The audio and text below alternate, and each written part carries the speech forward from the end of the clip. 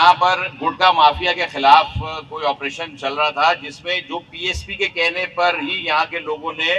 उसके इस एरिया में, अगर आप अपने कैमरा से दिखाएंगे तो बैनर्स भी लगाए हुए, हमारे टाउन ऑफिस पे भी लगा हुआ है, इस गली के अंदर भी लगा हुआ है कि उन माफिया के खिलाफ कार्रवाई की जाए जो पुलिस की पुष्टपनाही हासिल करके इस एरिया के अंदर गुटखा बेचने और बनाने में सरगर्म है। लेकिन उसका रिजल्ट ये निकलता है कि पीएसपी के खिलाफ ही ऑपरेशन कर दिया जाता है और पीएसपी के जो हमारे कारकुनान हैं उनको उनके खिलाफ कार्रवाइयाँ तेज कर दी जाती है कि ये क्योंकि आवाज़ उठा रहे हैं, पीएसपी तमाम जराइम के खिलाफ, उसकी बीकनी के खिलाफ क्योंकि खड़ी होती है, तो पीएसपी की आवाज़ को दबाने की कोशिश कर दी गई। और गुज़िश्ता कई दिनों से चूंकि ये चल रहा था, तो हमारे यहाँ के बहुत मोतबर कारकुन हैं फैसल साहब, जो इस सारी कार्रवाई में क्योंकि पुलिस के साथ उन्होंने पीएसपी के एक ताल्लुक को और इस सारे मामले को पहुंचाया कि हम गुटखा और ऐसे तमाम जराइम, बशमूल गुटखा है वो, तमाम जराइम की बीतकनी करना चाहती है पीएसपी, और वो हमारी तरफ से रिप्रेजेंटेटिव थे और वो पुलिस थाना कचहरी हर तरफ जो है वो इस सिलसिले में भागदौड़ कर रहे थे। तो पुलिस ने उसका रिजल्ट ये दिया पीएसपी को और फैसल को कि उसी के खिलाफ मुकदमात बनाने शुरू कर दिए और एक भरमार कर दी उन तमाम साथियों के खिलाफ जो यहाँ पर हमारे कारकुनान थे इस यूसी के अंदर, इस टाउन के अंदर, उनके खिलाफ मुकदमात की भरमार शुरू कर दी। ये एक कॉन्स्टिट्यूशन पिटीशन है जो फैसल ने और हमारे दो और साथियों ने ऑनरेबल हाई कोर्ट के अंदर 28 अगस्त, ये अभी गुज़िश्ता 28 अगस्त 2021 को दाखिल की। इस पिटीशन के अंदर होम सेक्रेटरी सिंध का, इसके अंदर आईजी पुलिस, इसके अंदर DIG Sindh central, SSP central और थाने का एसएचओ पार्टी बनाया गया। ये तमाम लोग इसके अंदर जवाब दे इस पिटीशन के अंदर, फैसल की इस पिटीशन के अंदर, जो 28 अगस्त को ऑनरेबल हाई कोर्ट के अंदर इसकी सुनवाई थी और मुअज़्ज़ज़ अदालत ने इन तमाम लोगों को नोटिस जारी किए 30 तारीख तक। ये जो अभी 30 तारीख आने वाली है, और इस पिटीशन में दरखास्त क्या की गई है, इन तमाम लोगों से ये दरखास्त की जा रही है कि आप जराइम की बीकनी कीजिए,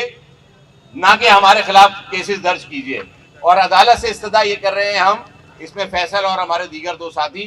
कि इन तमाम लोगों को जिनके नाम मैंने अभी लिए, इनको रिस्ट्रेन किया जाए फेक, बोगस, फॉल्स एफआईआर और इनके खिलाफ पर्चे और मुकदमा दर्ज करने से। जब अदालत इन तमाम अफराद को, होम सेक्रेटरी से लेके थाना एसएचओ तक को, इस पिटीशन के नोटिस जारी करती है, तो उसका रिजल्ट कल निकलता है जाके कि जब ये तमाम हमारे दोस्त, हमारे साथी पीएसपी के वर्कर्स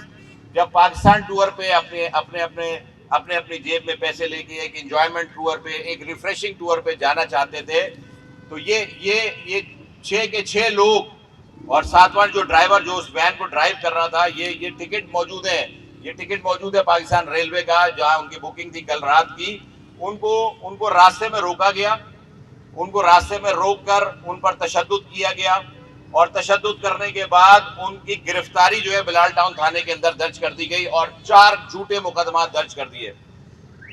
तमाम सिस्टम जानता है कि ये हैंड ग्रेनेड कहां से आता है और किस तरह से लोगों के ऊपर फर्श कर दिया जाता है। चैलेंज है ये पीपल्स पार्टी गवर्नमेंट को भी और इस पूरी पुलिस की इंतजामिया को कि जितने लोगों पर इन्होंने हैंड ग्रेनेड आज तक डाले थे, वो कोई एक भी प्रूव नहीं कर सके कि वो हैंड ग्रेनेड किस तरह से हासिल किया गया था और किस पर्पस के लिए यूज किया जाना था। दहशतगर्दी की अदालत में जितने हैंड ग्रेनेड के केस पुलिस ने दाखिल किए, वो तमाम के तमाम लोग बरी हो गए और इस पे भी फैसल के ऊपर ये मुकदमा बनाया गया कि वो हैंड ग्रेनेड कैरी कर रहा था उस वैन के अंदर। ये टिकट है, ये भी मैं आपके हवाले करूंगा कि उनकी जो है ट्रेन की बुकिंग थी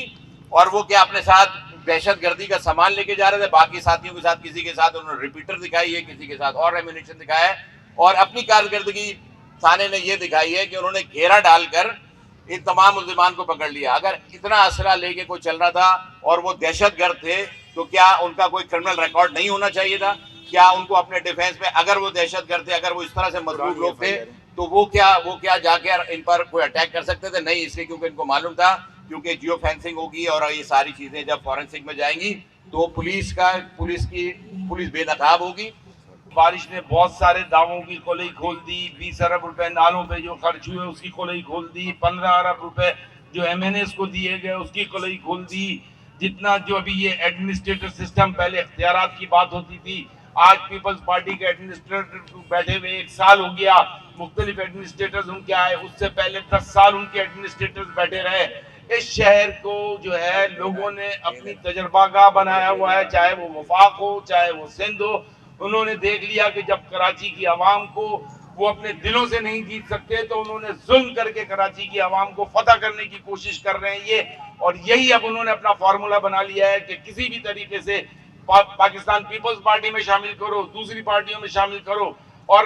پی ایس پی کے لوگوں کو جو ہے ہراساں کر رہے ہیں, کہ کئی لوگوں کو پیسوں کی آفریں کر رہے ہیں, کئی لوگوں کو جو ہے اس طرح کی ایف آئی آر کاٹ کر جو ہے وہ ان کو پریشرائز کر رہے ہیں. تو یہ ایسا نہیں چلے گا. کراچی کی عوام کو, کراچی کو تجربہ کا بنایا ہوا ہے. میں خدارہ چیف جسٹس صاحب سے ریکویسٹ کروں گا کہ آپ اس بات کا نوٹس لیں کہ پورے پاکستان میں کس شہر میں جو ہے کچرے کے نام پہ سوئی گیس کے بلوں میں جو ہے اس کے بل لگ کر آتے ہیں. کل یہ سوئی گیس وفاق کا ادارہ ہے اور